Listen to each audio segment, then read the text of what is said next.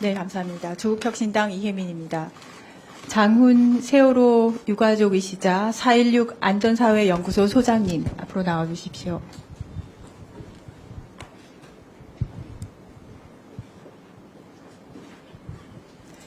저는 사실 유가족께서 참고인으로 나와주셔서 진심으로 감사하다는 말씀 드리고요. 이 참석 자체가 정말 어려운 발걸음이었을 거라고 생각을 합니다. 유가족께서 계시는 자리에서 이진숙 후보자에게 먼저 질문을 드립니다.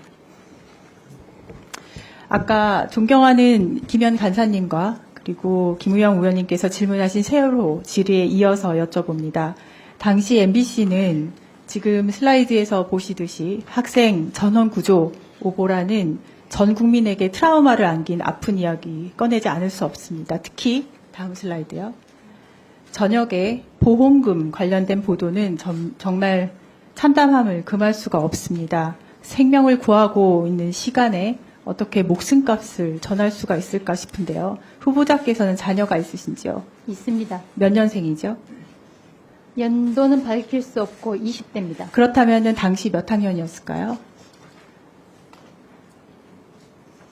16살이었습니다. 고등학생인가요?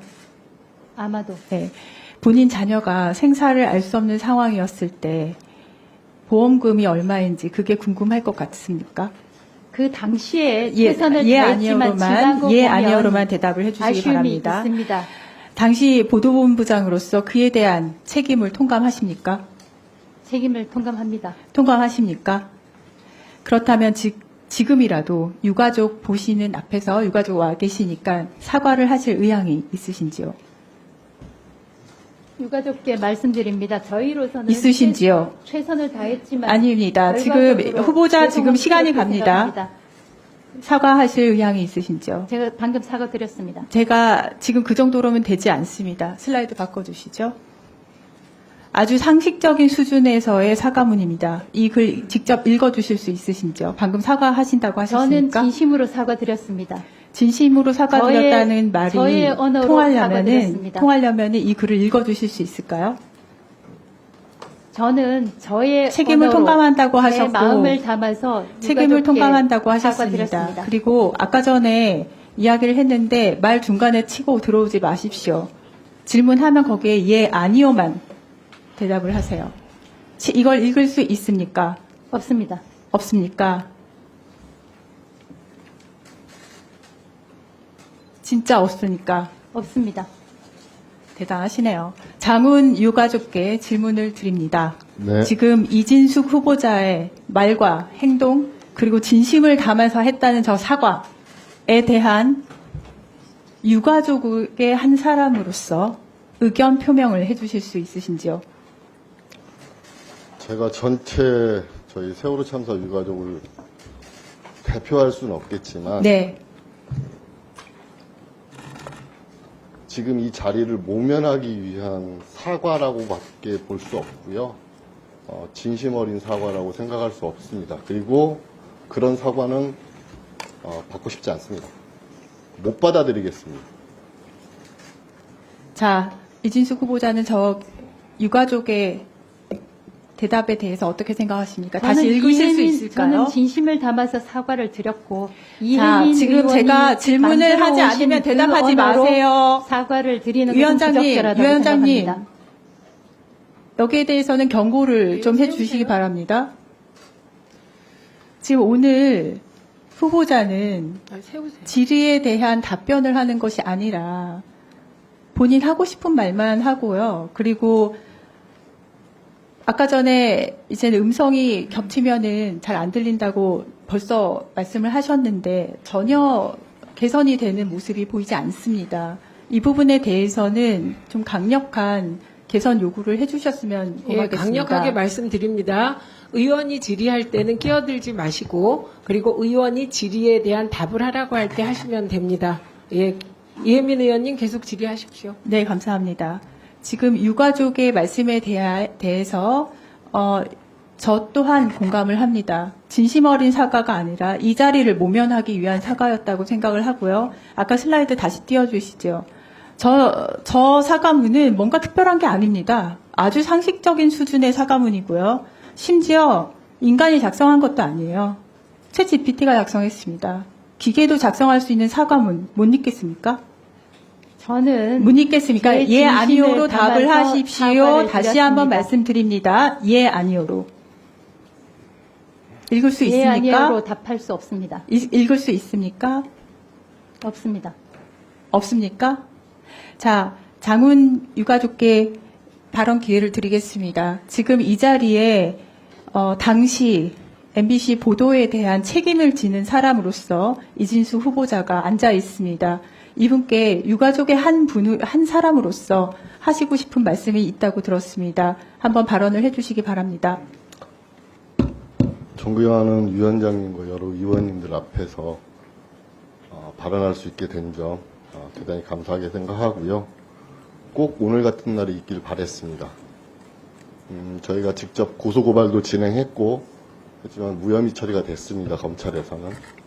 근데 아까 이혜민 의원님께서 질문하신 내용하고 똑같습니다. 내 자식이 40m 물속에 있는데 아직 살아있는지 죽었는지도 모르는 그 시간에 보험금 그 보도를 해서 제가 여태까지 10년 넘게 제일 많이 듣던 얘기가 시체팔이, 아이들 죽음을 이용해서 로또 맞았다. 놀러 가다 죽은 아이들 얼마나 더 보상해줘야 되느냐. 이 얘기밖에 들은 게 없습니다. 도대체 왜 그런 보도를 했으며 그 보도가 얼마나 많은 유가족들의 가슴을 찢어 발겼는지 묻지 않을 수 없고요. 하나 더 묻고 싶은 건 이겁니다. 당시 목포 MBC 기자들이 서거차도 동거차도 다 들어가 있었습니다. 전원구조 오보라고 그 당시에 다 중앙 MBC로 계속 타진했습니다.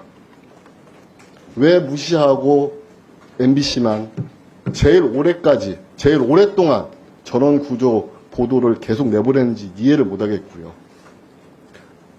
목포 MBC와 중앙 MBC의 알력이라든지 보도본부장과 그 보도국가의 알력은 내가 잘 모르겠습니다. 하지만 기자라면 마땅히 아픈 사실이라도 사실만을 보도하고 그 사실이 국민께 제대로 전달되도록 해야 되는 게 기자의 본분 아니겠습니까? 저희는 전원구조 오보라는 것으로부터 시작해서 끝을 알 수 없는 심연의 구렁텅이로 아주 빠져들어서 지옥에서 아직도 헤매고 있습니다. 그 첫 단추가 바로 그 전원구조 오보입니다. 그렇다면 한 번이라도 제대로 된 사과라든지 오보에 대한 정정 보도를 한 적을 본 적이 없습니다. YTN 한 군데만 하더군요. 여기 최승호 사장님 와 계시지만 최승호 사장님 당시에 MBC 사장 아니었습니다. MBC 사장 되시고 저희한테 사장님 되신 다음에 죄송하다고 사과했지만 당시에 보도본부장, 보도국 사람들 한 명도 제대로 사과하지 않았습니다. 그 여파가 얼마나 크냐면 구조하러 가던 해경들조차도 전원구조 오보를 듣고 속력을 늦췄습니다. 그 1분 1초가 아까운 시간에 민간 잠수사들 전부 짐 싸서 꾸려가지고 내려가다가 차 돌렸다는 민간 잠수사들 상당히 많습니다. 직접적으로 제가 들은 증언들입니다. 이런 대참사를 발생하게 해놓고 방금 사과는 사과가 아닙니다. 그리고 저희가 100번 양보해서 실수했다고 치고 그 실수에 대해서 바로 사과하고 바로 잡아야죠. 그런 걸 본 적이 없습니다. 이런 분이 지금 지명 받고 계신 이 자리에 올라가신다? 앞이 깜깜합니다. 제가 이런 얘기까지 할 필요가 없는 걸 알고 있습니다. 여기 계신 의원님들께서 다 잘 하시겠죠. 하지만 국민들 입장에서 또 직접적인 피해자 입장에서 정말 앞이 깜깜합니다. 저 지금 띄워놓은 사과문이 과연 저희한테 진심 어린 사과로 받아들여질까요? 저것 또한 못 이기겠다고 하지 않습니까? 저는 후보자님의 어떤 삶을 살아오셨고 어떤 궤적의 삶을 살아오셨고 모르겠습니다. 하지만 실수할 수 있고 그 실수를 바로잡는 게 인간이라고 생각하고 여태까지 그렇게 아이들 가르쳐 왔고 저도 그렇게 살아왔습니다. 그게 본분 아닐까요? 저는 아니라고 봅니다. 그리고 지금 사과라고 하신 부분은 절대 받아들일 수 없고 그런 사과는 그냥 다른 분들한테 하십시오. 저희는 절대 받아들일 수 없습니다. 이상입니다. 네, 감사합니다. 사실 노란 리본 운운하면서 극단적인 글을 쓰신 후보자께서 진심 어린 사과를 하실 거라고는 기대는 하지 않았습니다만 참담하네요. 유가족 계실 때 진심 어린 사과를 받아들이고 싶다는 저의 바람이 있었습니다. 수고하셨고 참고인께서는 들어가셔도 좋습니다. 네. 감사합니다. 이진숙 후보자는 지금 이 자리 모면하더라도 아프게 생각하시기 바랍니다. 예, 수고하셨습니다.